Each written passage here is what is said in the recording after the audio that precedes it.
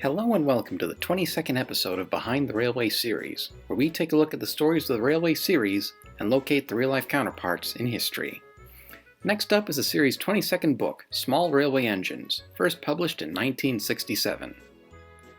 This volume almost entirely takes place on the small railway on Sodor.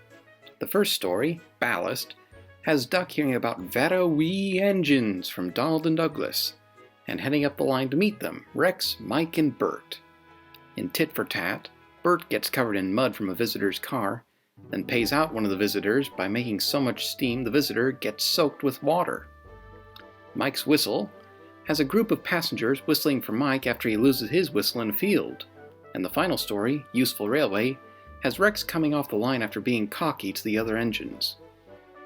In 1966, the Reverend Audrey and his friend, Reverend Teddy Boston, made a visit at Britain's oldest miniature railway, the Ravenglass and Arlesdale Railway in Cumbria. The two men were enamored by the beautiful countryside and quaint little engines running the line, so much so that the Reverend Audrey returned to the railway with his wife Margaret. For his next volume, the Reverend decided to write about a similar railway on Sodor, the Arlesdale Railway. The engines for the Arlesdale Railway, Rex, Mike, and Bert, were respectively based on the Arlesdale's three miniature engines, River Esk, River Might, and River Urt. And with some help from the Ravenglass and Arlesdale staff, the Reverend was able to write up some entertaining stories for his readers. Similar to how the Arlesdale Railway delivered ballast from old mines in Ballast, the real-life Ravenglass and Arlesdale Railway delivered granite alongside passenger services.